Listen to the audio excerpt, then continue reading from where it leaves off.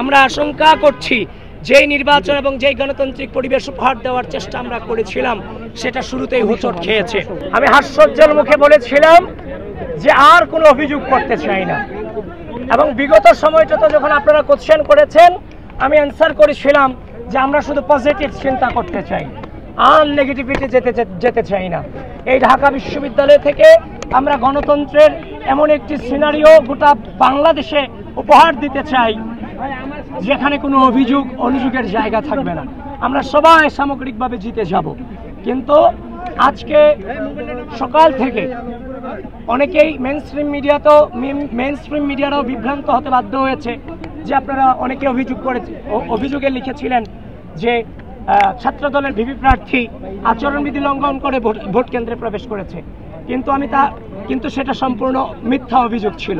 তো এই জন্য পরবর্তীতে দেখলাম মেইনস্ট্রিম মিডিয়া এটাকে আবার সংশোধন করে নিয়েছে।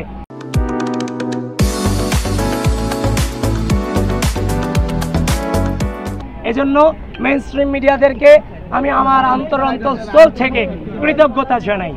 আপনারা আরও বেশি সচেতন হবেন সে আশা আমি রাখছি। কিন্তু দুপুর থেকে আমরা শুনতে পেলাম রোকেয়া হলে এবং অমর 21 হলে কারচুপির অভিযোগ আমরা পেয়েছি। যে ব্যালট পেপার দিয়েছে সেখানে আগে থেকে ক্রস চিহ্ন দেওয়া আছে ভিপিজিএস এর জায়গায়, শিবিরের ভিপিজিএস এর জায়গায়। ঠিক একই ঘটনার পুনরাবৃত্তি ঘটেছে অমর 21 হলে। তার মানে একই ঘটনা পুনরাবৃত্তি ঘটাটা কোনোভাবেই অপরিকল্পিত ঘটনা নয়। এবং বিভিন্ন স্টুডেন্টরাও কিন্তু পোস্ট দিচ্ছে যে ভোট কারচুপি হচ্ছে। ইতিমধ্যেই পোস্ট পেয়েছেন কিনা আমি জানি না আপনারা, মেয়েরাও বেরিয়ে প্রতিবাদ জানিয়েছে, ভিডিও কিন্তু আপনারা দেখেছেন।